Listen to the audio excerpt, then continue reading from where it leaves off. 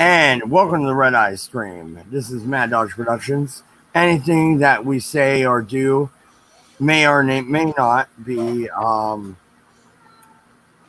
endorsed by the panel, I suppose, is the way to put it. Fuck you, YouTube. But anyway, today we're going to talk about the In the Pale Moonlight. Deep Space Nine, probably the best episode they ever put out.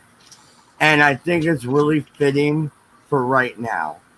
Because Cisco, he starts where he doesn't want to go all the way. You know, he's fighting every step of the way. And then he ends at taking a drink and going, I can live with it.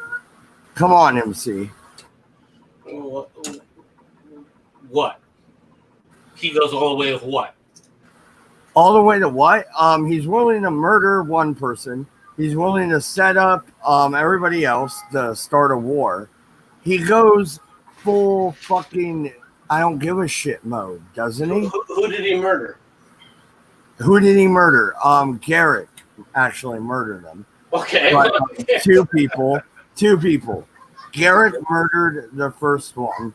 The guy that helps him create the hollow image. You know, that way he kills him to make sure there's no evidence. And then they kill that Romulan. Okay. Okay, if I can interject and read the bits and pieces of the plot real quick for those out there who do not know this episode. Essentially what it breaks down to is Captain Benjamin Sisko, conflicted over the events of the last 2 weeks, recounts his experience in his personal log entry, the details of which are revealed in the flashbacks. It chronicles the loss suffered by the Federation in the war with the Dominion, which is taking its toll, and Sisko noting that whenever a casualty list is posted, at least one of his officers spots the names of a friend or a loved one. And what it breaks down to is Sisko enlists the help of former Cardassian spy Elam Garrick, which is played by the late, great Andrew Robinson. No, stop right there. Okay. Stop what? I'm reading exactly off the Wikipedia entry. Okay. Well, finish the Wikipedia entry because I've got some commentary. Yeah. So Elam Garrick, portrayed by the excellent and great late Andrew Robinson, who most people, if you know anything about cinema, made one of his best appearances from Dirty Harry, to obtain intelligence from Cardassia, and basically, well, what Mad Dodge said, they try not to go on a killing spree, but it breaks down to he's working with Garrick to trick the Romulans into joining the war against the Dominion by literally almost any means necessary, and it takes a heavy mental toll on Captain Sisko. Well, and I don't want to get overly political, but what I'm trying to say is this episode mirrors current day, because you can see people, even Kanye West, for God's sake, being pushed to this limit. I was watching Lionel Nation about 45 minutes ago. He's probably still live. And he's at this level. I mean, we're at the Cisco level, and that's kind of a problem, right? Is it?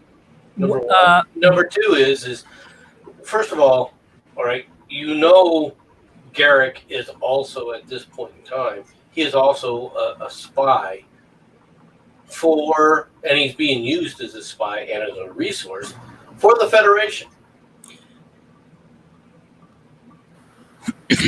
Yeah, actually, we've never talked about this. I bet you he's a part of Section 36, I believe they call it, right? Section 31, you mean? No, he was actually Garrick was unofficially a member of the Cardassian Order. He wasn't unofficially. He was a member. He was, and then he was disgraced, and then unofficially once again. Yeah, okay, in a way, yeah, he was still doing it. But the reality as the show, as you watch the show, he is being used, all right, by the Federation to decode and do all sorts of things to help the war effort, all right, against the Cardassian and against the Dominion. Yeah. Well, no, and We can go right back to the beginning if you guys want. But at the very end, you remember when Cisco, like, it clicks on what exactly happened, and he fucking hits him. And then Garrick looks at him and goes, "You wanted me to do this. This is what you wanted, or you wouldn't have talked to me." Isn't that some deep shit, or is that just me?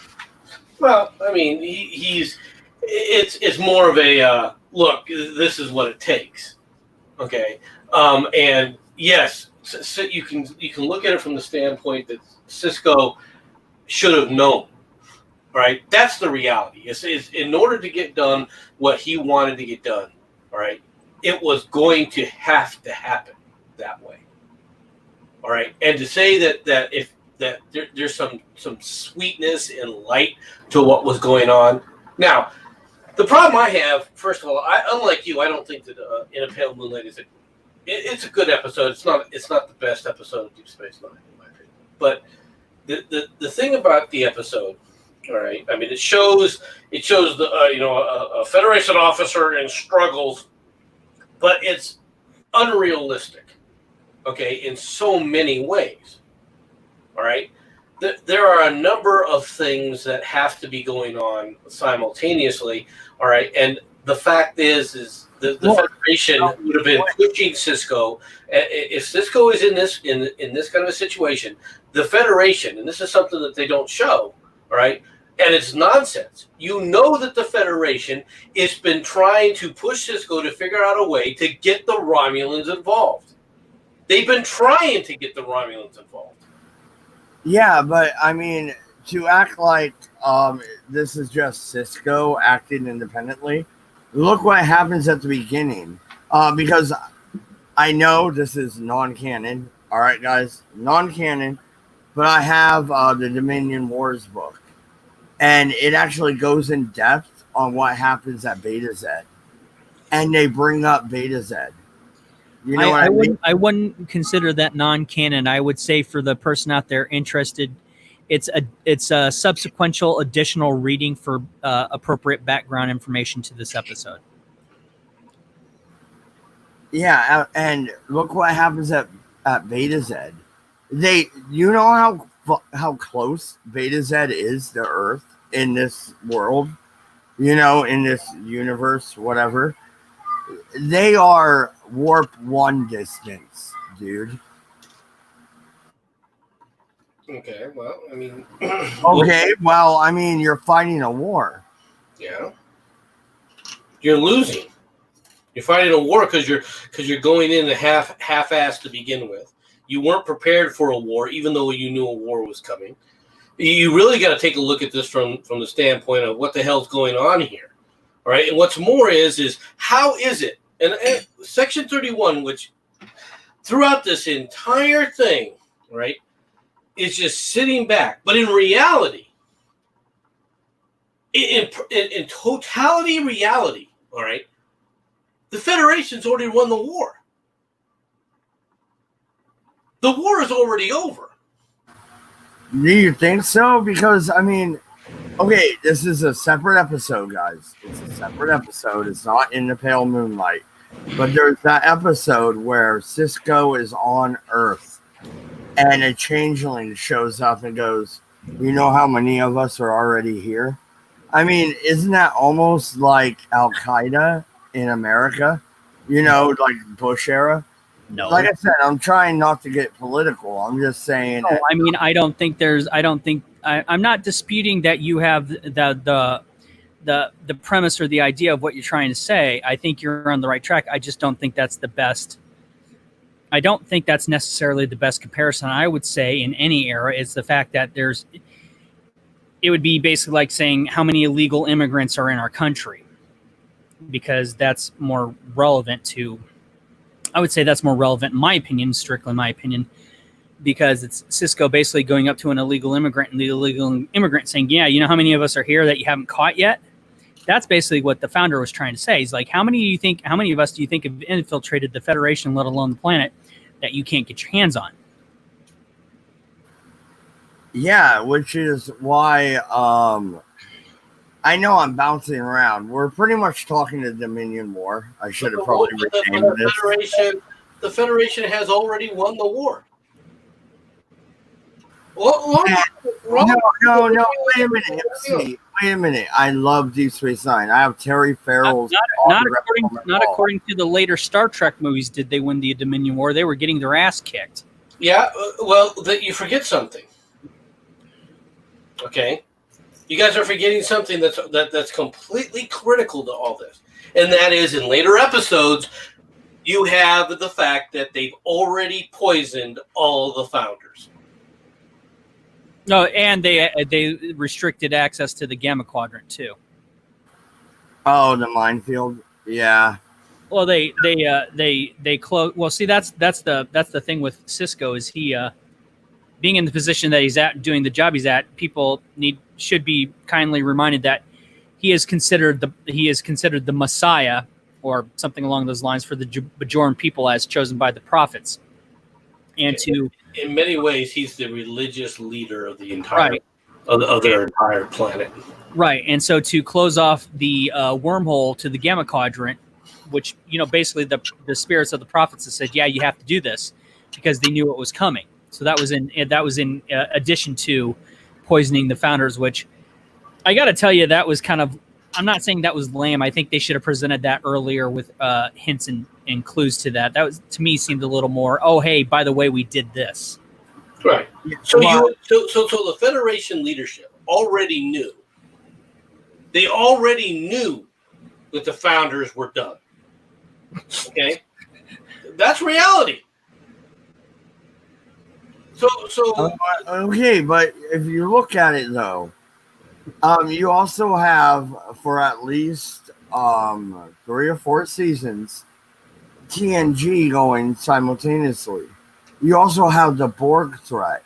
So, I mean, it's not really obvious that we're going to win this fight. You know what I mean? And through all of that, they didn't develop any kind of real weapon systems. Hey, fuck you. The Defiant's my favorite ship. Yeah, they had one. They blew it up, and then they put out. Okay, we'll put out prototype 2. That's just bad story writing. That's bad storytelling. Well, how many times have they blown up the Enterprise? I mean, this is kind of Star Trek. 5 times. Yeah. See, but there's a difference. Each Enterprise was replaced by a similar model with a subsequent number in line, and I'm not going off topic here, but you also cannot count. What was it, MC? Correct me if I'm wrong, but when Rachel Garrett, she was the captain of the Enterprise D or E? C. No, wait, C. Thank you. You can't really count that because that one got lost in time. Oh my God, are you talking about Generations? No, you're talking about they had the Defiant and then they blew it up, and the MC brought this up. They had the Defiant, the one ship that could basically say, yeah, we've got power, but they don't replicate it, and 2, they made a second one instead of doing the aforementioned of let's have a fleet of these, which they should have. It's the comparison of that ship versus how many times did the Enterprise get blown up is not equal to, because there's been at least Enterprise A, B, and C, which was Rachel Garrett's Lost in Time, and that was a whole time mess with another episode and Tasha Yar, and then so that wasn't technically lost, in the subsequent order of it got blown up. In regards to how they changed the many times that the Enterprise was destroyed in comparison to, we had one Defiant, it did its job, it got blown up and or sacrificed. Oh, by the way, here's a second one, which is more or less a prototype. The Enterprise Galaxy class starship, I believe it's called, was replicated en masse to where there was more than just the Enterprise. The Defiant is one single ship, and they barely made any copies of that. It's a smaller ship. Granted, it's more heavily armed and armored, but it's a smaller ship that was truly a warship. And the Federation, now the Federation, which has planets like Andoria, can't start pushing these freaking warships out. Well, they did, though. You guys are forgetting Cisco had a friend that he went to the academy with, and she got the next Defiant. Like I remember this That's episode. what, 2 ships as opposed to how many Galaxy class starships that the Enterprise was based off of by the time TNG came out. That's fair. You have a point and that there. was my point. You were already supposed to be the Defiance was created because of the Borg threat. They knew about the Borg threat. All right, you have TNG with the Borg threat before the founders even come about. You have the Federation get their asses kicked at Wolf 359. Okay, where they lost a lot of ships. Okay, and yet you have the one primary warship that you're building, and you say, "Well, we'll just build one." Well, what happened was if I remember correctly, I might be wrong here, guys, and I'll admit it if I am. If I remember correctly, they built the one, and it rattled when it hit warp 8. So they kind of stepped back, and they mothballed it, and then the Dominion War happened. That's why he gets it in season 3, right? Why would you mothball? Then why would you mothball it? Number one, you still need warships because you're going to have to rebuild the fleet, and you now know, all right, it's a very dangerous world out there. You're going to have to use these things as defensive mechanisms, and they don't do any of that. And I'm going to tell you one more thing that irritates the crap out of me with this. All right, you have Beta Z sitting there, right? Everybody talks about how Beta Z was taken. You want to tell me how they got through the minefield? Or was it just the Cardassians who would figure out, you know what, we can get orbital platforms as defensive systems around major planets? Yeah, I think you're kind of right. I think it was the Cardassians that took out Beta Z, honestly. All right, I think you're right. But I mean, it's just like, okay, you have all these issues, all right, with how you're looking at this. Now, in a Pale Moonlight, you have to forget about all these other issues when you look at the episode by itself, okay? But if you look at the episode by itself, I'm sorry, you're a commander, all right, who is watching the Federation lose, okay? And what a loss to the Dominion means, all right? There has to be an understanding what the loss to the Dominion was going to mean, because what it meant is you no longer were free, all right? You were no longer going to be a free exercise at that point. No, that's totally true. But you have to also remember, I believe, at this point, they did not have the cloaking device from the Romulans. I might be wrong there, but I believe they did not have it yet. And if that's true, then I mean, how is just the Defiant really gonna fight all these guys? You know what I mean? We couldn't even take out the Maquis.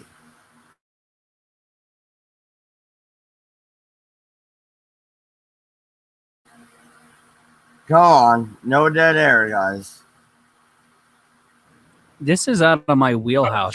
Sorry about that, because I was talking. I forgot this is out of my wheelhouse. That's why I've been quiet. Like I said prior to this, I haven't watched DS9 since it originally aired on TV. I never owned the VHS or the DVD box sets or anything, so I'm not really the person to talk to about this unless we're talking about comparisons to other episodes. Let's take a look at something else that was you're at this desperation mode, right? You're at this is basically Cisco's near break point. Right. Well, but it's the Federations. That's what they're indicating here, right? Right. The Federation is near its breaking point. You want to tell me why every freaking Federation ship isn't running around with a phased cloaking device? Some bullshit treaty, from what I understand. Yeah. Well, that bullshit treaty is going to stop you from defending yourself against an enemy that is trying to exterminate you. All right. It's really simple. You walk over to the Romulans and you tell them, okay, look, we understand that you don't want us to develop this technology. We're using this technology that we developed against this enemy because we don't have any other choice. And if you'd rather us not do it, you can join us in the war. That's how you handle that. That's a really good point because I believe the Federation had cloaking ability Yeah, there's that Picard and Riker episode, right? Where they actually That had had to do with it was retrieving the Pegasus because it had the original prototype, which flew in the face of the treaty, which, well, we all know the Romulans, in regards to Star Trek history, do not uphold their end of any bargain. And it was made in secret. And it was basically a phase technology, which is why it got caught inside the asteroid. Right. Yeah. So, I mean, if we were at phase technology, don't you think we were already at cloaking? Well, of course. And what's Well, more, that in regards to that episode and retrieving the Pegasus, yes, they were well beyond cloaking. They were in fact going to phase technology to where they could, basically pull a Barry Allen. And for any people out there who don't know Star Trek sci-fi stuff, let me just basically them. The Flash has the capability of vibrating his molecules at a certain frequency, and he can pass through solid objects. That's basically what the Pegasus could do, which has had its phase technology, or Kitty Pryde from the X-Men, whatever you want to, compare it, comic book comparison. They were well beyond actual cloaking technology, because that was part of being able to phase. They had to have the cloaking technology so they could go around and hide somewhere real quick and then phase through the object or stay there for a certain amount of time. That's what the Pegasus was the essential prototype for, that they got in trouble with. well, you could go inside of the core of a planet and wait. Yeah. There's nothing stopping you from going inside of a planet. You could put 50 to a few hundred ships inside the core of a planet and wait.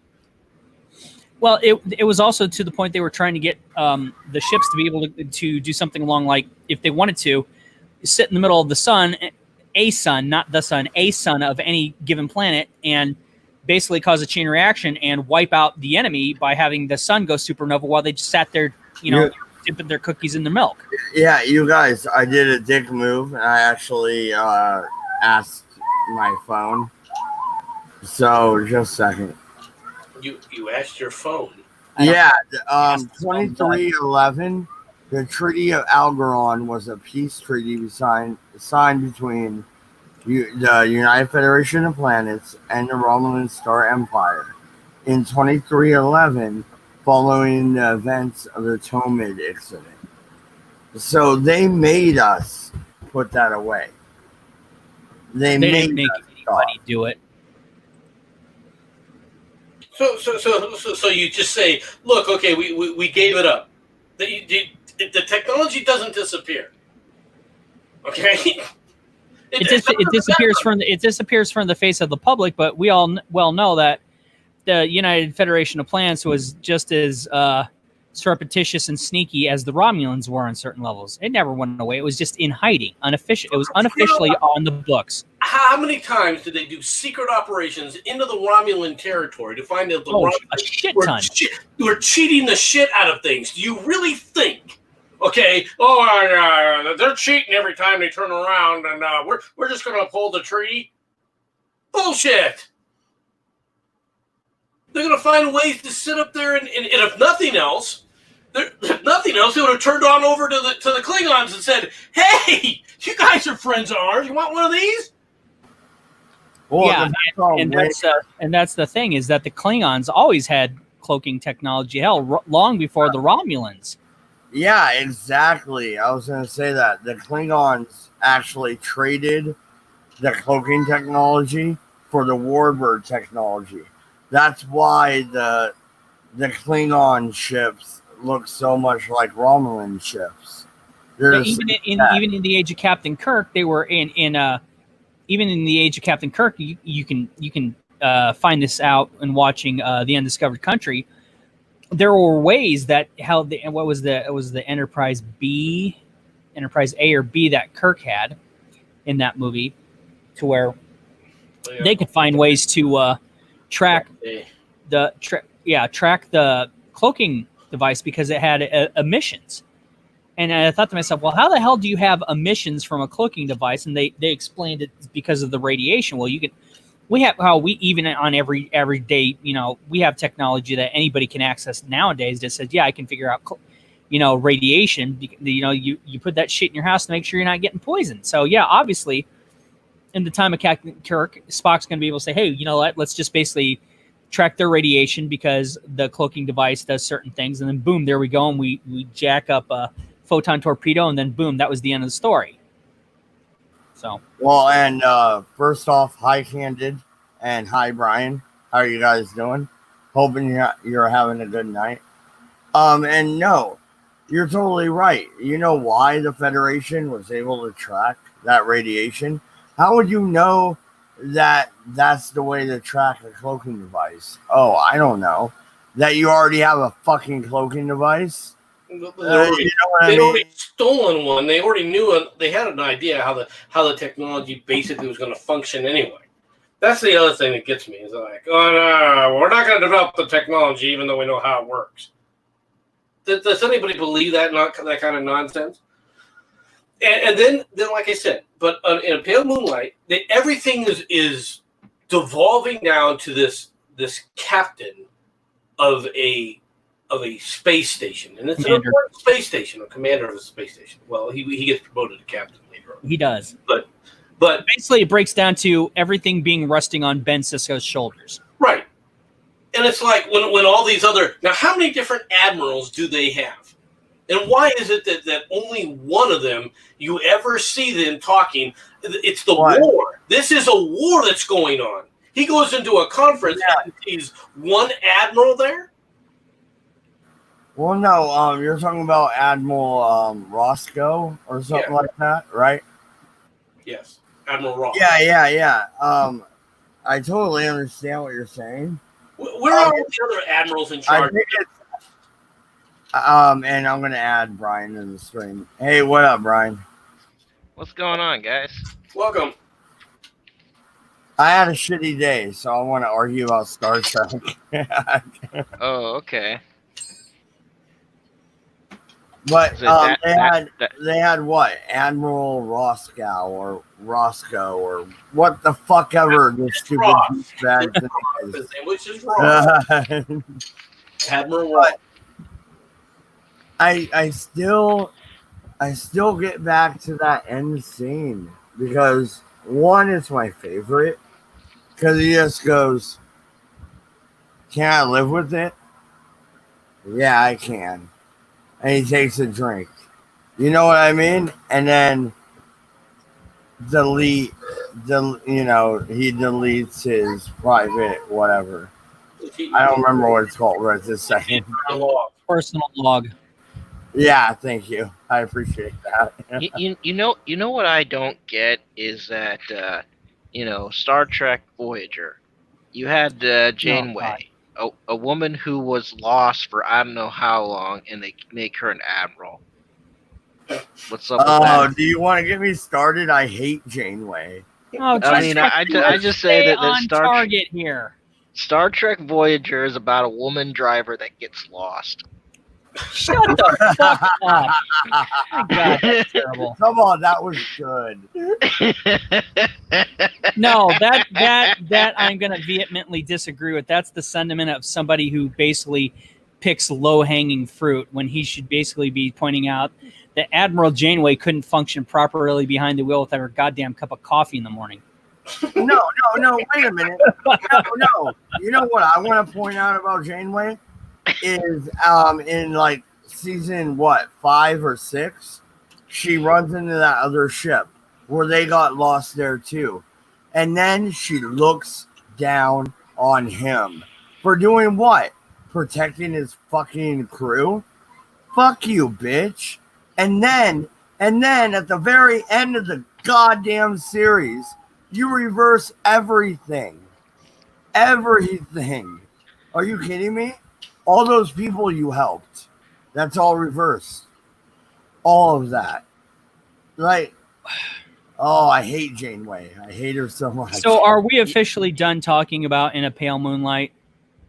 I think we're just kind of talking about Star Trek in general at this point. You know, another thing is that Black Vulcan, did he get that job through affirmative action? Oh. What are you, 6? 36. I just thought it was funny. That's not funny to you? You act like a 30-some-year-old. No, I'm 40-some-year-old. I don't think that's fucking funny. Why not, dude? That's hilarious. No, because why is it funny that a quote unquote black Vulcan has to get his job through affirmative action when you got fucking Ken stuck behind the wheel all the time? Or Harry, what's his name? Harry never gets an advancement in position. I mean, you want to talk about the lack of affirmative action? Fucking poor Harry Kim is stuck driving behind the wheel all the fucking series, and he never gets advancement. Wait a minute. Did they let Terry Paris out of jail because he was white? Are we going to go that far now, guys? Problem with COVID-19. I think Harry Kim is the long distant dormant relation to some asshole who created the Wuhan flu. That's why he got stuck for the sins of his ancestors being stuck behind the fucking wheel on a starship. No, that's it. You guys are all racist. I don't know. And I'm not a racist. That's pretty. Oh pretty my good. god! But no, it's, when you look at it, though, I hate to point this out, right? But what is it that the SJWs want? They want to punish people, right? They want to punish people who are successful. And they categorize that by, and they do categorize it by race. And MC, I prefer you not call them.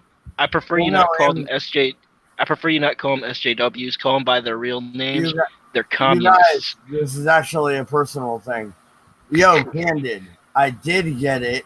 I'm waiting on my wife to get a hold of me, and then I'll unbox it. And David, fuck you, homie. I'll knock you out again. I've known that guy since I was... No homo, though, right? No homo. It's more like I'll turn your fucking nose the other way and fix it for you. But no, Janeway was a horrible commander. Okay, that's the first question. The second question that I have. MC, how is that particularly the character's fault when it's the fault of the showrunners for not having the ability to basically have the captain take a hero's journey? Yeah, but we're still talking about a character in a show, so there's a universe here. You know, so like, yeah, it's the showrunners. I get that, but the actress has to play what they tell her. The thing is they try to turn Voyager into the Voyager being the family. Yeah. Okay. That the crew is like family. What family? Okay. So it was supposed to be like Lost in Space. Yes. No, well, it's more. Yes. It was more of a no. Well, in a way, but it was more of the modernization of what families were in the '90s. That they were dysfunctional on a certain level, and that regardless of situations, that they could come together if there was a situation that presented a big enough threat. Because you got to remember, we had the Starship crew, the Starfleet crew, and then we had the Maquis, and they're basically all fucking, thrown X amount of million light years away, and they got to basically take a trip to get home and do all this stupid shit. So in a way, like Lost in Space, but they weren't really a family unit like Lost in Space or the Robinsons. Well, but that dynamic right there. Voyager tried to make them a family unit, though. Instead of doing what they should have done and having the Maquis crew and the Starfleet crew have interaction that was kind of not necessarily angry. What word am I thinking of here? So what came first? What came first? Was it Voyager or Lost? Voyager. Because okay, so Lost took their stuff from Voyager. Then that whole dysfunctional family. Except the fact that everybody in Lost was apparently dead, and everybody in Voyager wishes they were dead. Well, actually, they did die twice, I think, but that's besides the point. No, what I'm trying to get out is the angle. If I was the showrunner, the angle I would take would be adversarial between the two halves of the crew. You can make a really good story about that, but they didn't. They tried to at first, Remember? They tried to turn it into a freaking matriarchal little society where everybody, instead of running to Papa Smurf, was running to Mama Smurf, and that was Janeway. Yeah, and So she was sister mother. I fucking hate. I hate. But MC, how is that the thing? If she was technically the captain, and that her position was, look, you idiots are going to have to figure this out sooner or later. We either come together and work together, or we're going to fucking die. And I like my coffee in the morning, and I don't want to die. But because every time it came down to when push came to shove, it was her coming up with the brilliant plan, all right, on how to get them out of it. It wasn't Picard doing the same thing though? No. Really? Picard had the support of the Federation, and he actually took advice from his officers. Picard would make that's decisions. True. The second part is definitely true. Picard tended to make decisions. Other people came up and said, "This is what we should try," and he would say, "Go ahead and do it." Okay. Right. There's a huge difference there versus. Well, I'm a scientist too, and I'm a commander, and I'm wait a minute. No. I have to stop all of you. When did Picard make decisions? He was always on the away team.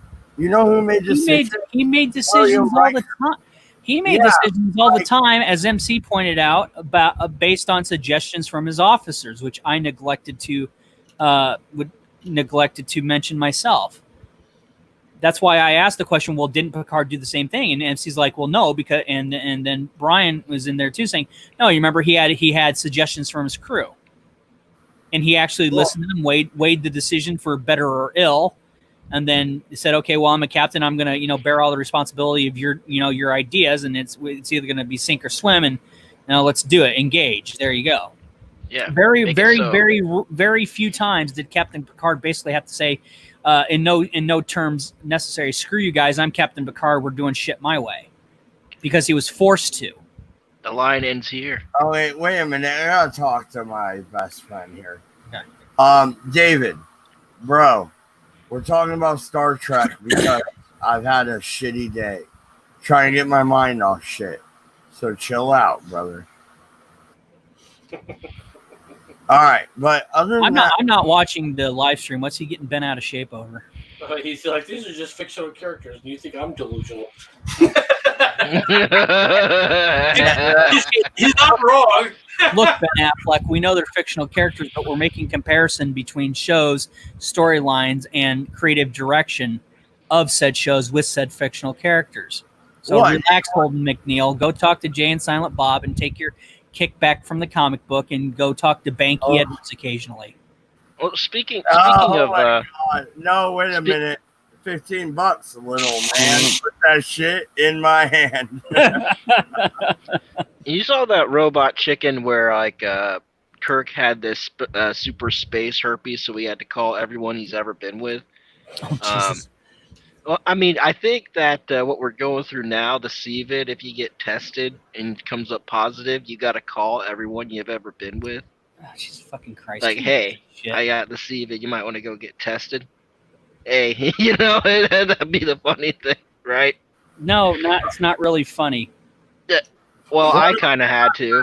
I was just except for I came up negative. To doesn't mean everybody else has to. Well, if they get tested positive, they probably should say, hey, just so you know, I got tested positive.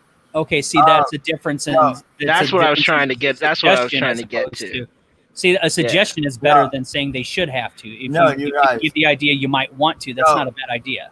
You guys, Dave is still going, and this is like, I've known him since I was 8 years old. Hi, Dave. Hi, Dave. Hi, Dave. If you did a drive-by, I wouldn't. If you did a drive-by, I would just wave. Come on, bro. Chill out. Hey, hello, memes. Welcome. Well, I don't know if Picard... Hold on. Picard is not gay, but Patrick Stewart is. David. Oh, you know what? That just brought the very bad thought of a gay Charles Xavier and a gay Magneto to my forethought. Thanks. Well, both Patrick Stewart. I know what he's referencing. Sorry, Brian, but I know what he's referencing. And is it really gay if the guy in the singlet whoops your ass? Wrestling gay. Wrestling. Yeah, Well, I don't know. I don't Uh-huh. know if you really want the subtleties of gayness. Because my daughter would always point out, seeing that she's openly gay, and she says, "Pops," and I said, "Yeah, what, sweetie?" She goes, "I don't know about those dudes playing football. I mean, touching each other's butts, that's kind of gay." And I said, "Wait, what?" And she goes, "Yeah, coming from me, somebody who chooses to be with other women that I find attractive, but those dudes are gay." Leave the 49ers alone. And I'm not the one going around touching each other's butts. They are. Yeah, but it's kind of different. Hold on. You can't say that's so, not gay. So what about the guys that wear the shirts and the shorts that say "tap out"? I mean, you try to choke out somebody, and you say, "Hey, I'm gonna choke you out," or "I'm gonna grapple you." That's kind of gay, isn't it? What are you trying to say there, memes? I wore a singlet. I'm not sure. You wear a singlet, MC? No, that's meme. He put it in the chat that he wore a singlet. He's just jealous that he's not the reincarnation of Kurt Hennig, Mr. Perfect. Well, I think that doesn't surprise me. The economy's been so bad. I'm pretty sure memes probably got some gig as some wrestling jobber for a few bucks. Like, here's $20. Get suplexed and DDT'd and take the fall, and here's your $20. Well, he does like to be a fence sitter. Oh, okay, all right. Bobby B. I'm gonna throw this up. All right. Like, he doesn't even get entrance music. Yeah, when my wrestling friends in high school called anyone else gay, I loved pointing out that they were the ones getting sweaty, rolling around on the ground with another man. Well, he's not wrong, I know he's not completely wrong. God damn, that's perfect. But the thing is, like, I remember just like sparring with my friends, at a party, and then somebody would shoot, a wrestling move, and then I would just pick them up and drop them. Do you think that's gay? I mean, they're the ones. Well, maybe it is, I guess. I don't know. If you throw somebody, I don't think that's gay. But I mean, if you just try to make them submit. Did you pass out after the drunken haze? Did you wake up with them? Well, then Dave did. No. Dave. Yeah, he's in the chat. Oh, dude. If I was gay, buddy, I mean, we would have messed around a long time ago. To quote Seinfeld, not that there's anything wrong with that. No. I'm sorry. Like, it's funny. I lost it. I totally lost it. Speaking of which, going back to Star Trek, some of those uniforms were very queer-eye for the straight guy long before that fucking show ever existed. You can say what you want, all you want about the over machismo of the Klingons, but at least when they were dressed for a purpose. I don't know about the fucking shut up Wesley shit that was going on in season 1 of TNG. Well, those little onesies that they were running around with, none of them were any good. Do you think? Do you think if TNG was casted today with our YouTube community, do you think memes would be Wesley? No, I still think that we would have to have fucking. We'd still have to have the dipshit that played Wesley that gets pissed off about it all the time. Those are dolphins.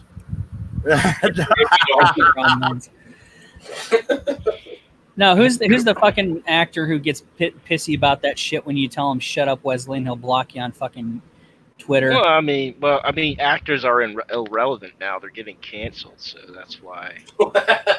Yeah, but he's fucking. Somebody looked that dude's name up. I can't remember. He's a fucking SJW.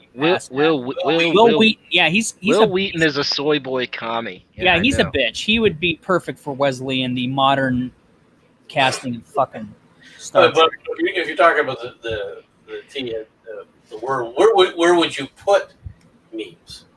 But Wesley Crusher actually listened to his mom, though. You know what memes would be? Memes would be a perfect example of one of the doctors or Barkley.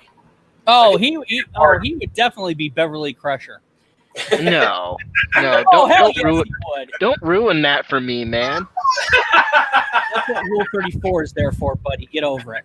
No, Wesley Oh, okay, Crusher. fair enough. No, no, he would. no. He would definitely Beverly Crusher, the mom, Dr. Crusher Wait. was a. Wait a minute. No, David. Fucking Shut doctor. up. He'd No, be that David, doctor on no. Voyager. What? Please state No. the name of the political Yeah. emergency. David, shut up, Wesley. That's all I have.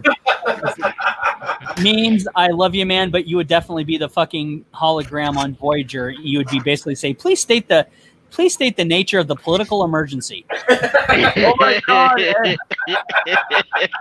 And he'd get so mad when we went turn off program.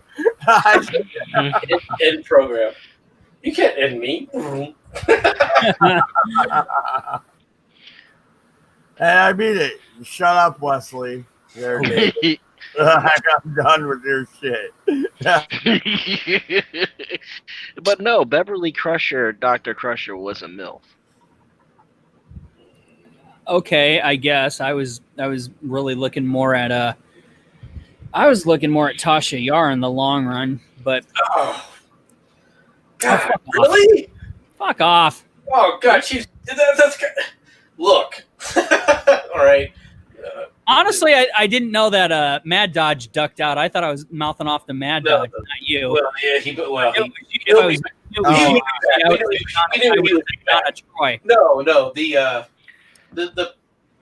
B'Elanna was the best of the cast members. B'Elanna Torres was on Voyager, you doofus. Well, I understand that, but if you're going to talk about a character that was at least had femininity to a large extent, right, and you could at least act like a woman, all right, instead of like an object, you had that. Tasha Yar,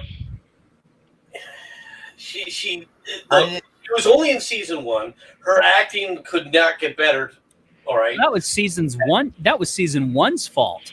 all right. I'm not saying that, but her acting was wooden during that season. I'm not blaming Crosby for her acting completely. All right, but the reality is that she couldn't during that entire thing. There was not one episode that she was worthwhile in. Okay, but like I don't know. I think that the episodes when she interacted with her sister were pretty decent. Yeah, but she has short, ugly hair, and I would rather count Jadzia Dax's spots any day of the week. Actually, the one that came after her was better looking. No, Ezri Dax. those are Ezri Dax was definitely better looking. no. Look. Here's the thing. We all pick on memes, and he puts up with a lot from us. I'm wondering here on the panel, who do we honestly think we would be in any of the Star Trek? And if anybody says to me, "Hey, Dade, I think you'd be this person," I would really like to know, because I don't really think about that stuff. I think the biggest thing is everybody likes to see themselves as the hero or the protagonist. I've always seen myself as the villain, but I don't. So I would love to hear from the panel who you think I would have been in Star Trek. Yeah. Fucking ban your ass on Twitter if you say babyface Riker. Fuck you right now. No. Let's do this. Okay, Dade, I think you would probably be Spock because you think you know it all. MC, Well, you're the thing is, Spock Cisco. does know it all. Yeah, MC, you're Cisco. Brian, you're Dr. Bashir. Who's Who Dr. owns Bashir? I always thought I'd be a Scotty. Yeah, I always thought I was Tom Paris, to be honest, just for my smart-ass personality, because he was the one character out of the 4 franchises that really did think he knew everything, and he had to really be humbled quite a bit to know his place, and when he did, he learned from it. And that's how I've always viewed it. See, that's the thing about Voyager, though. Quite frankly, is there are some people's characters in Voyager that they fleshed out nicely. And Tom Paris's character and B'Elanna Torres' character, two characters, they fleshed those two out. All right, they were disjointed in how they attempted to flesh out Chakotay's character. All right. Yeah, he got. Oh my God, XL thinks he's Jordy. What do you guys think about that? And then, Is he a blind version of Mr. Reading you Rainbow? were gonna say it. You were gonna say it, weren't you? Is he a blind black man? Like No, you were. I don't think he was going to say it. He was going to say blind reading rainbows. That's what he said. LeVar Burton was a no, LeVar Burton was a hard no. As far as where I would put myself, there's several characters that come to mind. In reality, I put myself more as the security officer on Enterprise. Oh my God, I love that guy. I'm just not a Brit.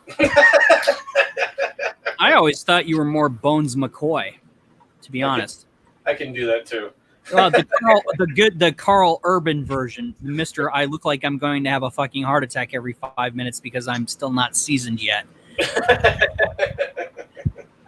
Hearing your rants, you are very much fucking Carl Urban, Bones McCoy sometimes, buddy. I can see that too.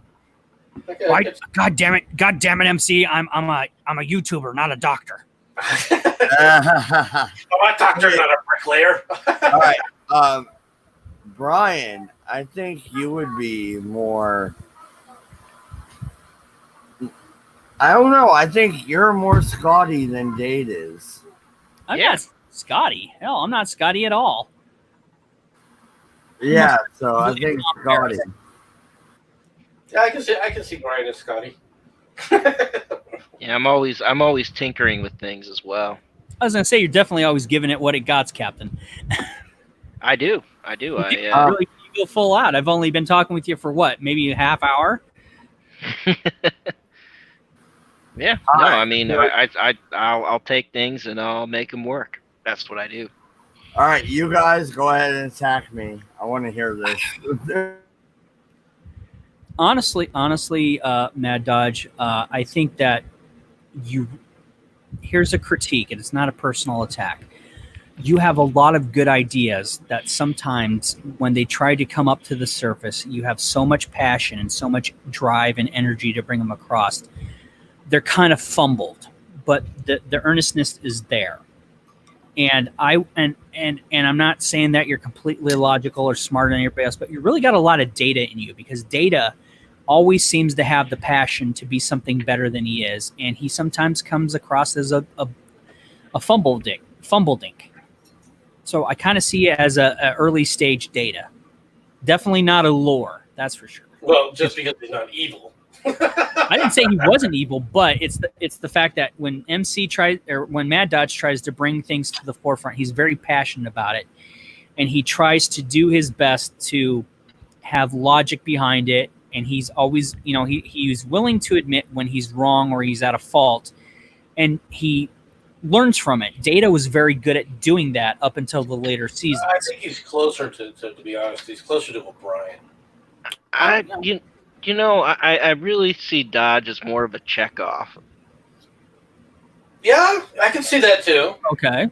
I can see that as well. Chekhov with personality style would be good, but I can also see him as an O'Brien, a young O'Brien, before he marries what's her name, Keiko the Wonder Cunt. Yeah, well, Keiko. The Wonder Cunt. I've never heard that. That's pretty much. I think either Taryn Gell or Razor Fist has called her that, or they called her because in Deep Space, because they don't know how to fucking write her character. They did a shit job with her character. Yes, they really did.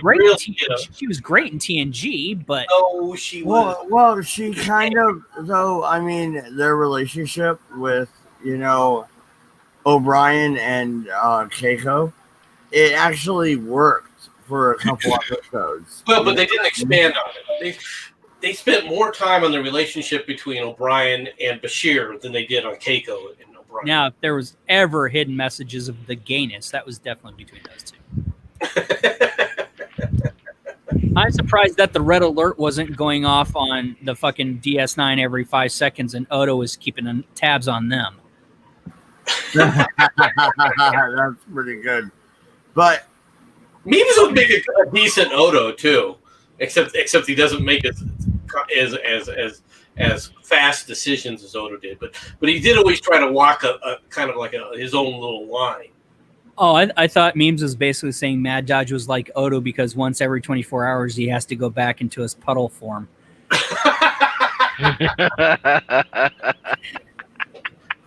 Ow. Well, do you want to hold it? That's your wife's job. Nice. But no, I actually, the O'Brien one was a compliment. Seriously, that's one of my favorite characters. Right. And obviously, so is Data, because Data is just. And that moment in Nemesis, when Data straps that on Picard and sends him away and just lets it go. You know what I mean? Mm-hmm. That was some boss ass shit. That was like a Star Trek 2 moment.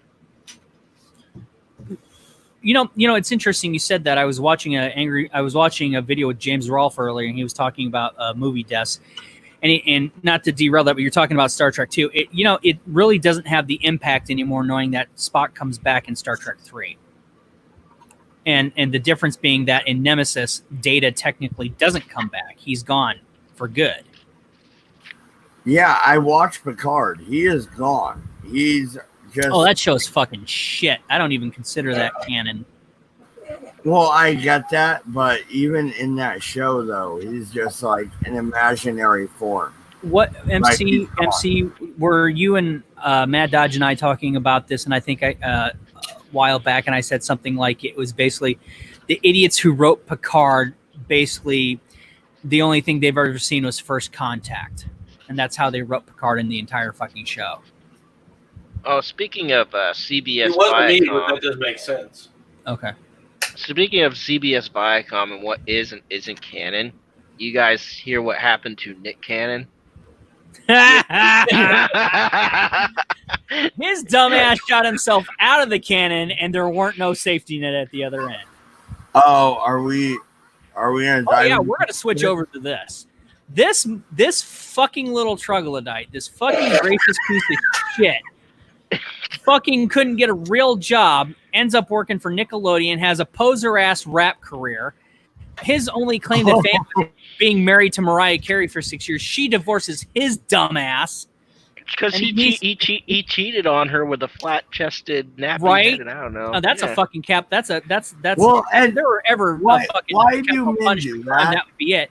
And then this dipshit starts his own fucking podcast, talk radio, and then he starts calling people who are non-black based essentially less than human and racist. And then because that's perceived, which it is rightfully so, as anti-Semitic remarks, he gets fucking shit canned. Fuck you, Nick Cannon, you 30-something little piece of shit going on 40. Grow the fuck up. You got what you deserved. And I'm sitting there thinking Professor Griff is just waiting to get out of there. Well, I'm sitting here thinking, like, I get it. Most of you guys don't really like rap. I understand. But have you heard the responses? The white boys I actually do like rap. A quick short side trip. Don't lose your train of thought there, Mad Dodge. I actually do like rap. I went grocery shopping yesterday, and I was listening to some 1980s metal, and I pulled up next to these black kids in a car, and they're playing their rap, and I turn it off, and I'm listening to it like a couple minutes, and one guy looks at me and he goes, "What?" And I start bopping my head up and down. And he goes, and he starts bopping his head up and down. His friends start bopping his head up and down. We're sitting there for like 5 minutes through a song.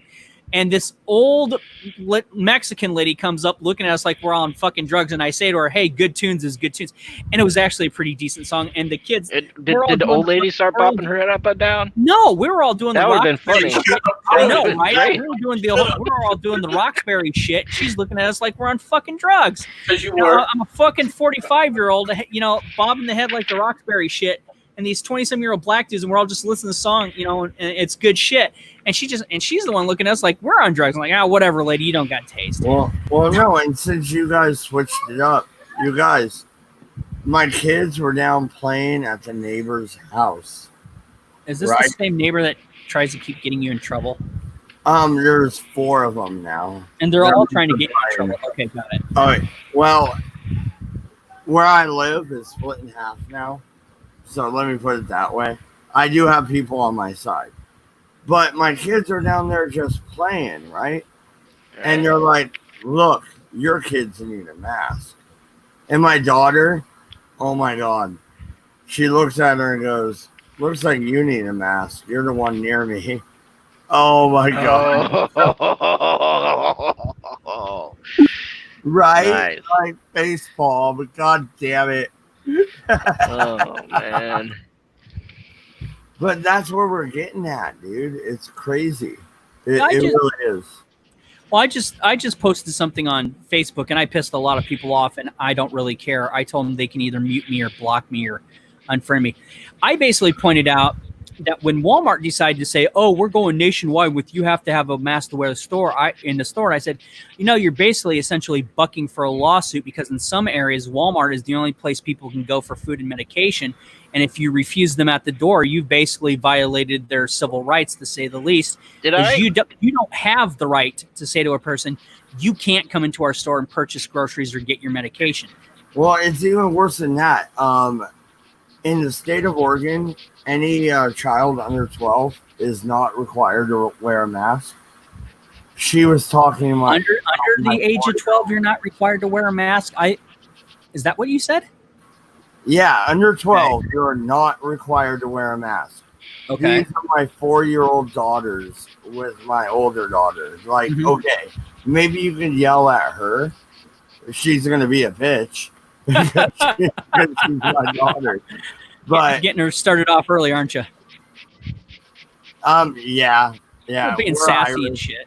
Yeah, we're Irish. It is what it is. It was for the cause, anarchy in the UK. Get back in the tour bus being shot at. Well, anyway, no, they started messing with me. I hung my Dixie out front. You know what I mean? All right. What? Yeah. Confederate flag.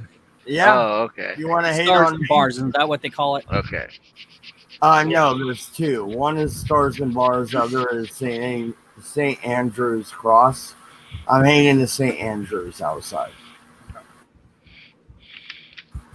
But either way, like, okay, our battle flag is up, and I can't stop my kids anymore from mouthing off. I've tried. I told them to stop. They're too much like Dad. I mean, and how am I gonna really like? I'm at the house for a little bit here, guys. I'll be back.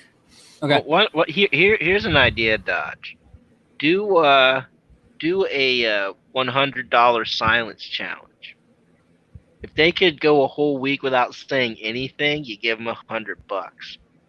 Okay, first off, that ain't ever going to happen because kids don't know how to shut up. And secondly, I doubt Mad Dodge has $100 for each of his kids. I know, but they're going to want that $100. Yeah. Exactly. Or you could do it as annuity payments, and they'd never know the difference. Or how about I just sit back, cross my arms, and let the kids handle the business? Because now it's even the children freaking out.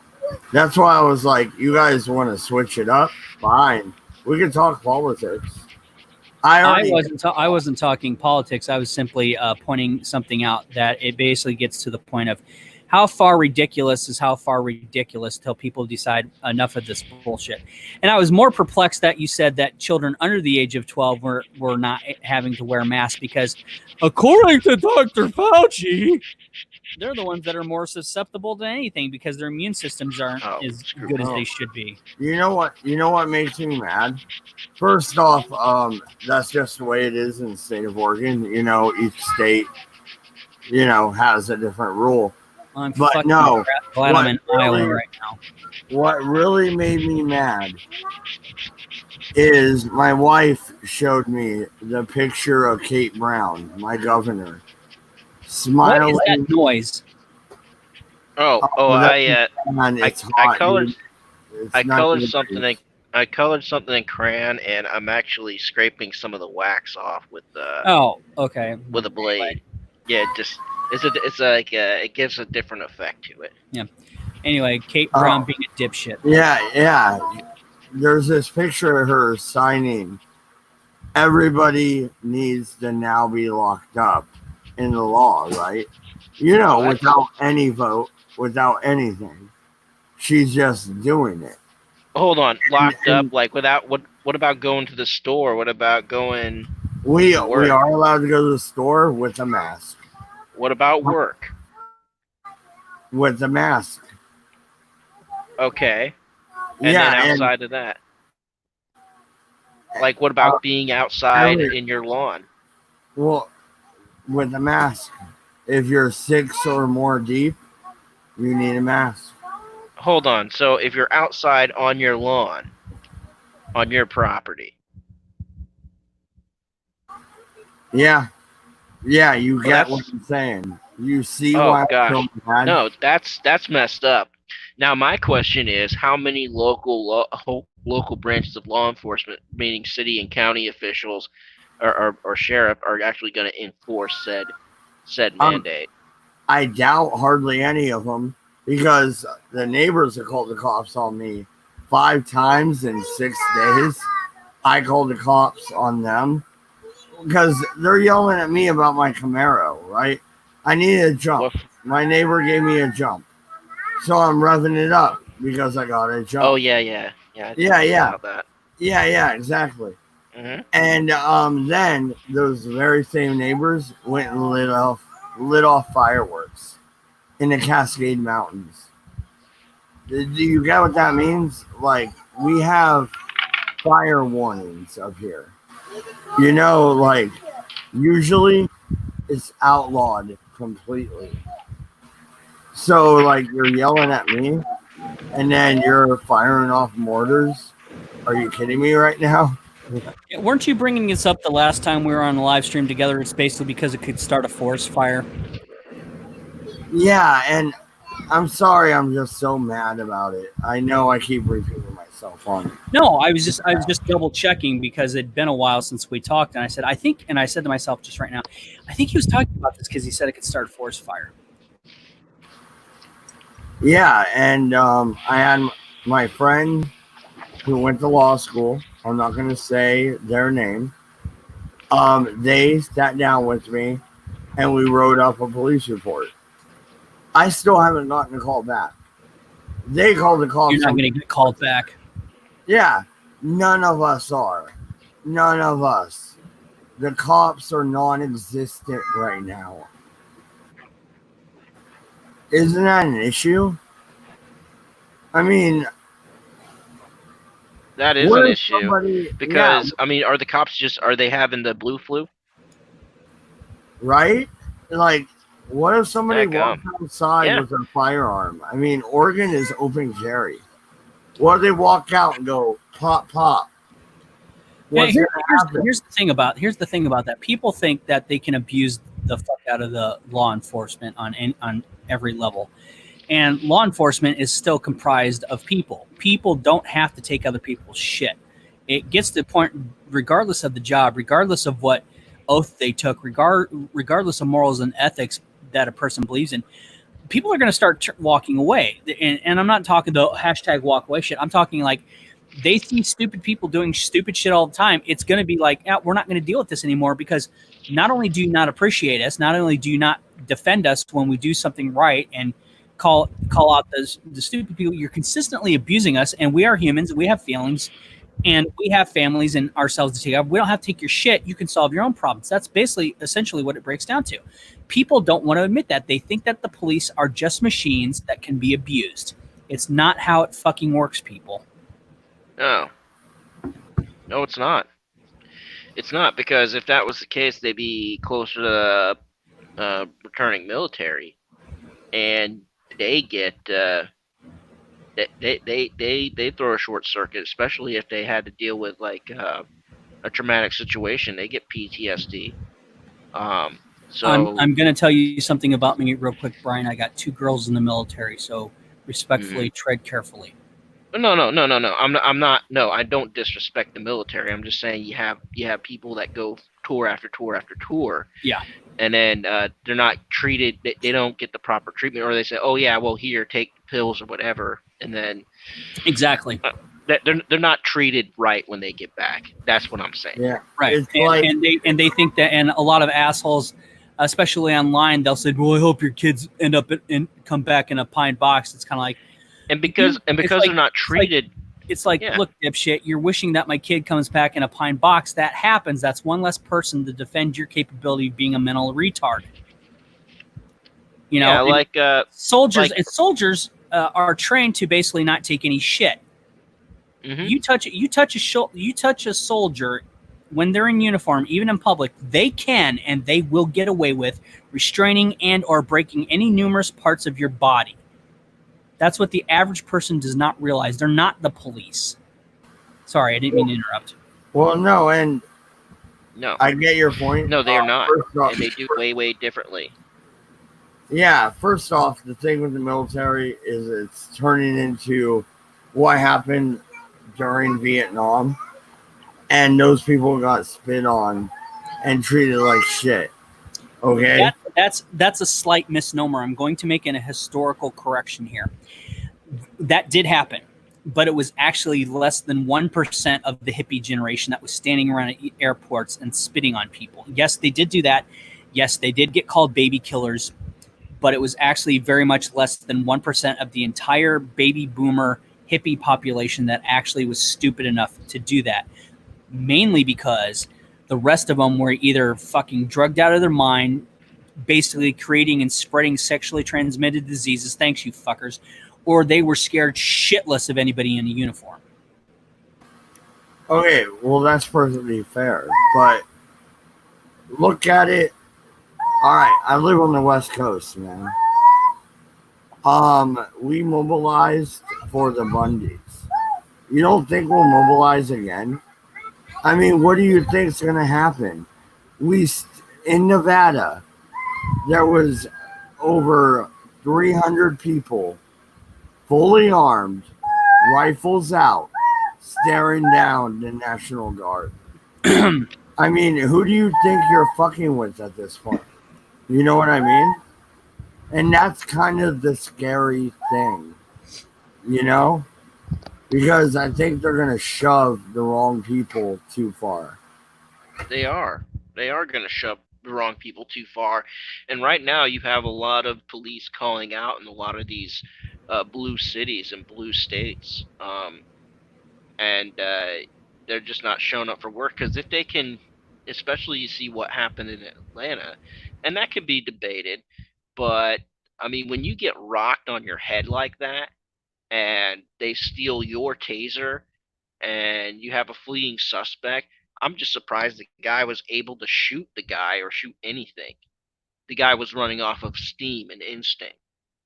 The guy that, in the Wendy's parking lot, as soon as he found out he was getting arrested, he put up a fight and he stole the cop's taser after dropping them on the ground.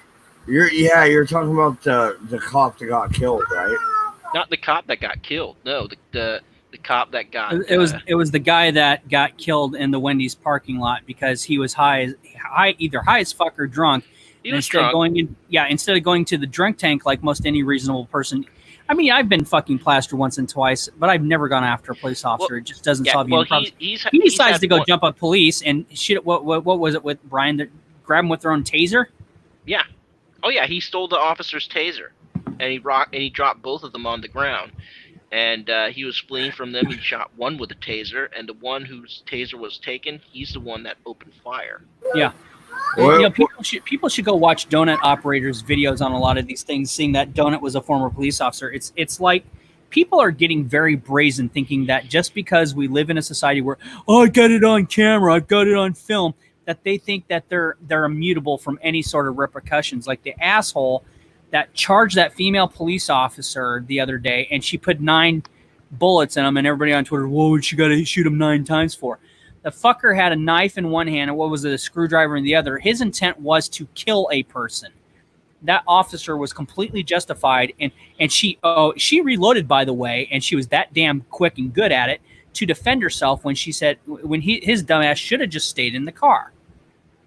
People are getting very brazen, thinking that they can do whatever they want to the police and the military, not realizing that the police and military can say, no, I can shoot you and get away with it because you are intent on killing me. Here's the problem, though, because you're completely right.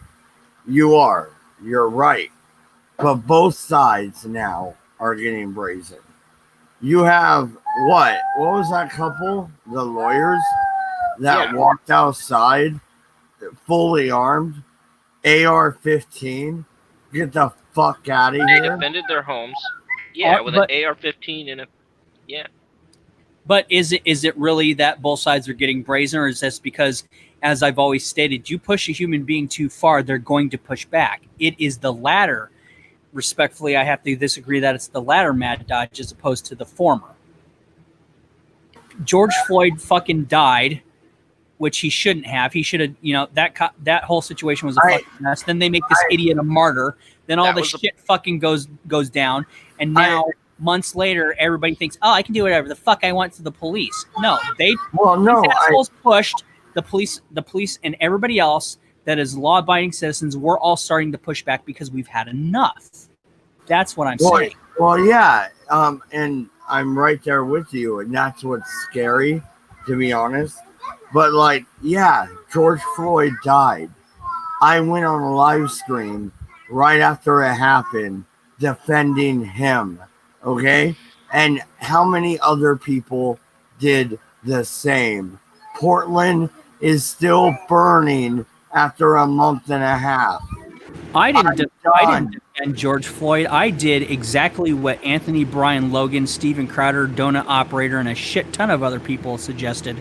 And I told Ranting Monkey just to wait for the autopsy reports. By the way, Ranting Monkey, I like my high horse. You can go polish the shoes now because fuck you. I was right, to quote Razor Fist, to wait for the autopsy reports until everything was settled. And as the autopsy reports suggested, he did not die from what, to me, in the state of Iowa at least, was an illegal move, but it was taught by the Minneapolis Police Department of a chokehold to the neck because he had other shit in his system which attributed to his death, near facilitated in he was going to die. It was actually a personal vendetta, I believe. They knew each other. Theory going around. Well, yeah. But the thing is, regardless, the guy stood on his neck way too long. They took him out of the car. They put him in the knee on the neck. They said, "Get in the car," and he couldn't get in the car, obviously. Yeah, he should have. I think we can all come to a consensus. He should have never put his neck, as regardless of if it's training or not. That's not how you detain a suspect.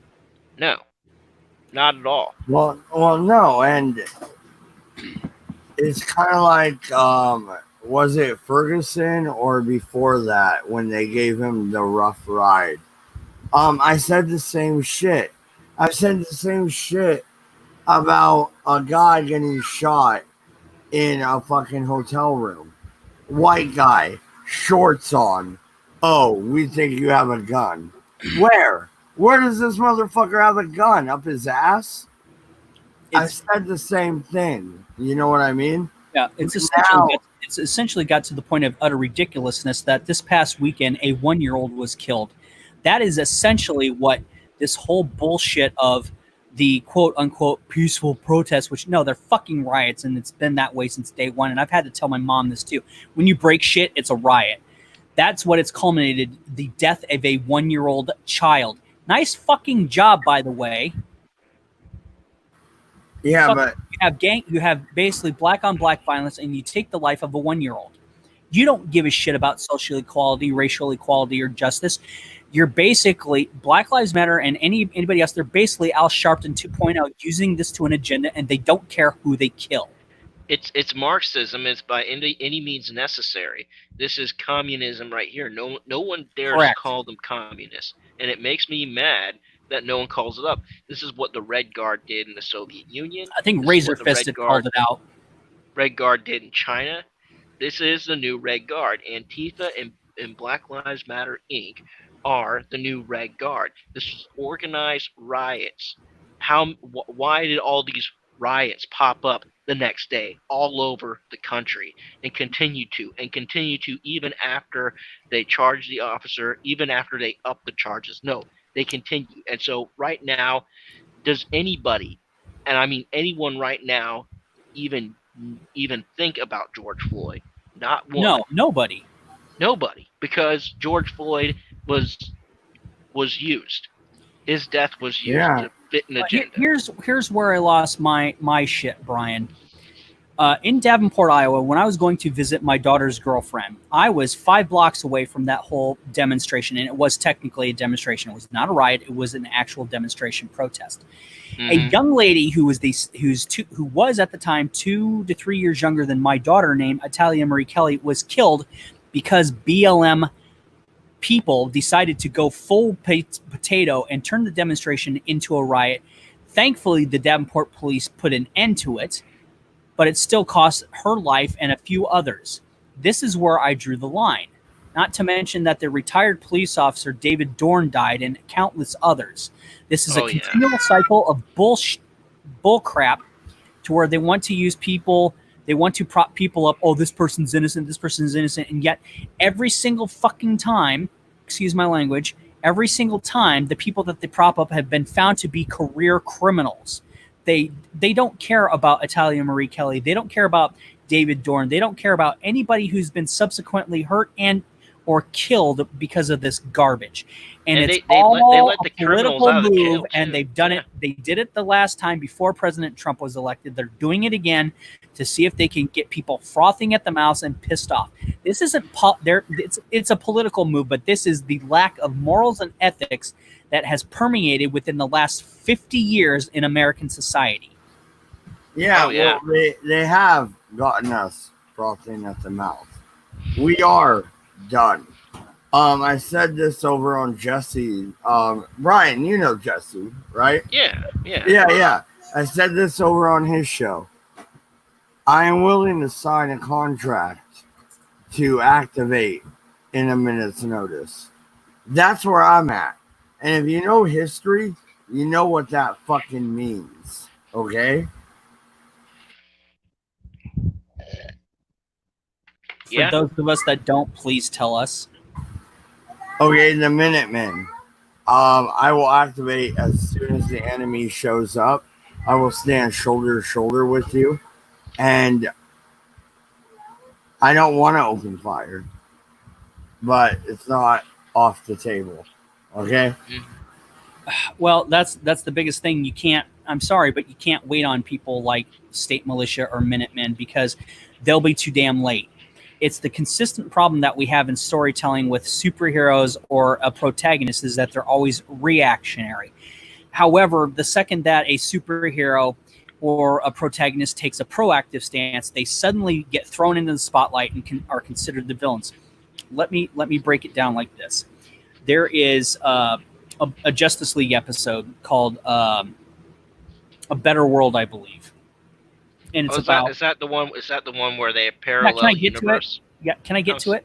Okay, I'm sorry, I didn't mean to steal your thunder. You didn't steal my thunder. When I'm in the middle of basically breaking stuff down, it's to clarify for the audience that's listening to this later. It's basically Superman became very proactive after taking all of Lex Luthor's bullshit and he killed him. Well, because the superhero became proactive, he now became what they once were against, a tyrant. That's basically the problem with heroes or protagonists becoming proactive as opposed to reactive. But yes, you're essentially correct. That's what the episode is. This is why we have the issue being proactive in our country, America specifically, because everybody and any idiot with a camera tries to make you out to be the bad guy, when in truth you are only doing something that you can see the pattern consistently reemerging that's going to lead to bigger problems down the road, and you're trying to quell it, which is within your constitutional and God-given rights as a human being to stop problems before they occur. That's our conundrum. That's the crunch conundrum of the modern era. we are always reactionary we're always reactive as opposed to proactive. And anytime that we're proactive, we're the fucking bad guys. I mean, there's a way to be proactive without being reactive. And personally, I say proactive. I say, be that person that assembles said militia.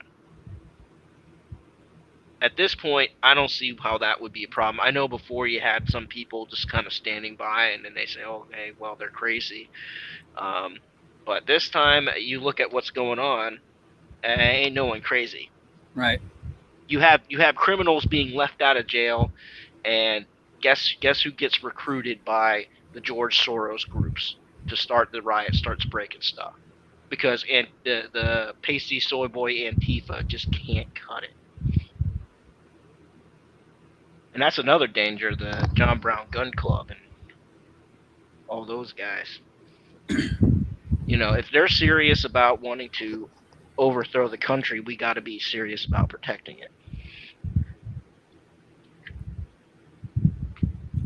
And that is the result of a moral and ethical decline within the last 50 years. Yeah.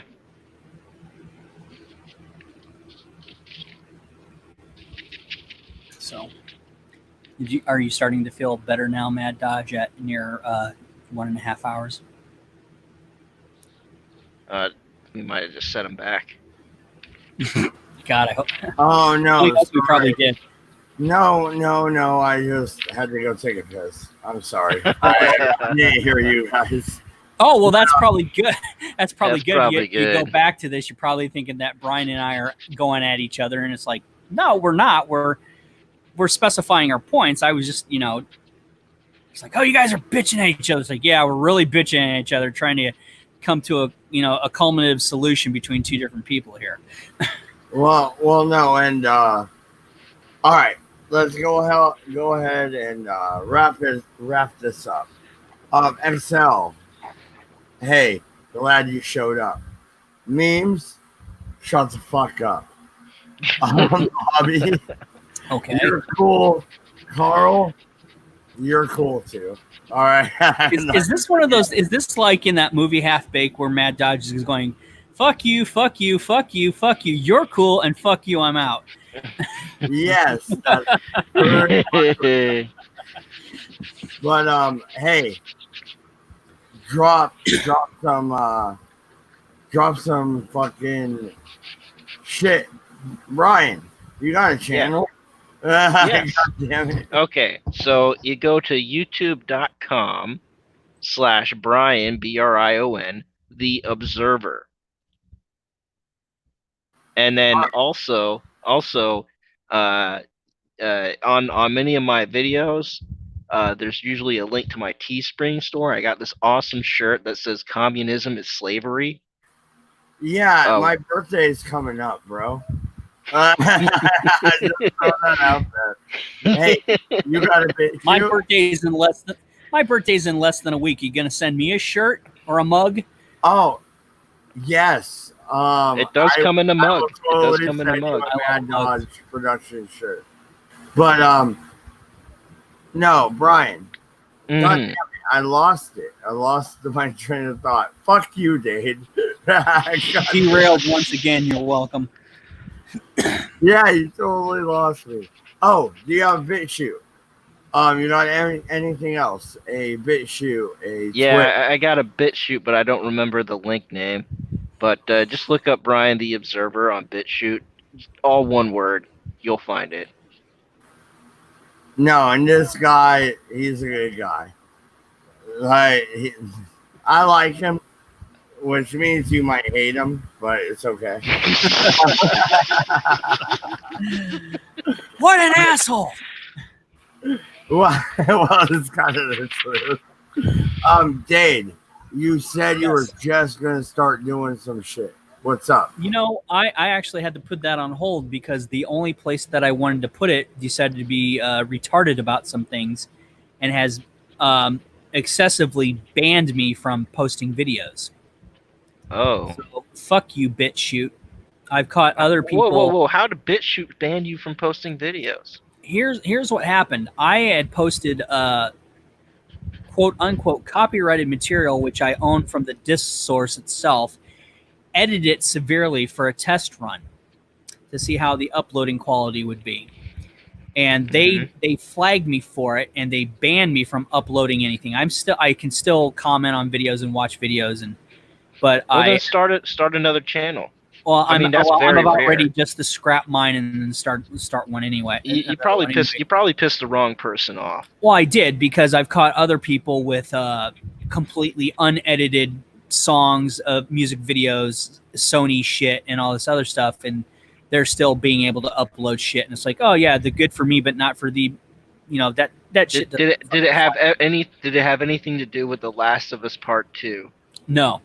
Okay. Absolutely not. I actually own Community, the entire series, on DVD, and I used VLC and copied a couple of the episodes, and I edited it in different forms just to see how this link takes this amount of time from where I'm at, this, and they got all pissed off of that, and it had nothing to do with it had no copyright issues technically whatsoever from the way I edited it, but they got pissed off. It didn't have the intro to the show, it didn't have the theme song, it didn't have the end credits, that's probably why they got mad. Well, they got mad because I'm sure that NBC intimidated the shit out of them, like NBC tries to do. So I have put my plans currently on hold. I actually saw another video by a gentleman who did something similar to what I'm planning on doing. I plan on watching that and bouncing off of that, but I will sooner or later, especially after November, start working on my series, because I think within the next 110 days, we're all in for a unfortunate ass pounding. It's gonna be nothing but fucking. It's gonna just be a bunch of stupid shit that I really don't want to tolerate, and I'm gonna have to focus on work. Bro. I've been looking for some people to join the brand. Hit me up. All right. I've been looking for some people to join my brand. Hit me up. I can help you. Join your brand. Join my brand, my YouTube channel brand. Mad Dog Productions. Okay. I have 3 separate accounts. Okay. I just changed the name. Yeah. Okay, bro. Yeah, sure. I'll contact you later. But for right now, my series is on hold because I think there's too much IRL stuff to deal with, and I'm going to have to disagree with Sticks, Hex, and Hammer here for once. He has basically pointed out that if Joe Biden wins, it won't be as bad for the country as we think. I think it's going to be infinitely worse. Oh my God! And he is so did wrong. Did 6 Six and Hammer say that? Did he really? Yeah, just he say did. that? It's actually on one of his videos. And he's not pointing out that it won't suck. He's just thinking, oh, it's not going to be as bad as everybody thinks. I think it's going to be infinitely worse because I think that Biden, being the incoherent idiot that he is, won't be doing anything. And even if he did get elected, which I honestly don't think he will, I'm not going to put all the eggs in one basket anyway. We would have to have pretty much a massive flip of the House to the Republican Party to railroad the shit out of everything he does, like we did with Obama the first time, thankfully. But that's neither here nor there. So my videos right now are currently on hold until after the election, if not 2021. If we still have a country. And that's the problem, because he one thing that Sticks did point out correctly, so did Razor Fist, is that dipshit Bernie Sanders will have his grubby little fucking wannabe baby boomer hands over regards to treasury and financial matters, and if they want to go to at least go green, it'd be a $90 trillion debt that we would accrue within at least 3 years. Thanks, fuckers. So God willing, these people will start dying off before November, and we won't have to worry about any of them being in the White House. And God can get rid of Ruth Bader Ginsburg first, so that President Trump can put one of his guys in there and completely nullify everything Obama ever did by putting his people in there and getting it technically almost a 50-50 judicial system. You realize she's gonna die in like 3 or 4 months, right? Oh yeah, they're gonna pull a fucking if you've ever seen the movie Dave, they're gonna fucking pull that shit with Ruth Bader Ginsburg. She's gonna be the October surprise martyr. That's right, what she'll exactly. Be. They're gonna kill her off. Whatever. They already killed off our guy. You remember him? Scalia, yeah. Yeah. Remember? Yeah. See, you know what I'm talking about. Yeah, they totally killed him. He had a pillow over his fucking head, dude. Yeah. Are you kidding me? Well, getting back to the point, my videos are on hold until at least the new year. And with the Giselle the only other way the DNC could be dealt a massive blow to where it would be an assured victory for President Trump as a secondary term is that, I mean, we all know it's never going to happen, but that Giselle Maxwell woman or whatever the fuck her name is. No, fuck her. Kanye. No, I'm saying let me finish. I'm saying that she has to actually post names that pinpoint people to put them under scrutiny. We all know that's not going to happen. Come on, Kanye West. Like, seriously, he's got my vote if you Hey, motherfucker, Terry Crews, Herbert Alonzo Mountain Dew, Camacho, not sure, 2020. Let's go. Yeah, see. All right. Now we're just playing around. All right. Hey, everybody. I have a Patreon. It's patreon.com/Mad Dodge Productions. I also have a Streamlabs with the same thing. Hit me up, guys, if you want to help out the channel. Honestly, come on, we're all locked up. I kind of need the help. So hit me up. All right. I think we're out of here. Bye.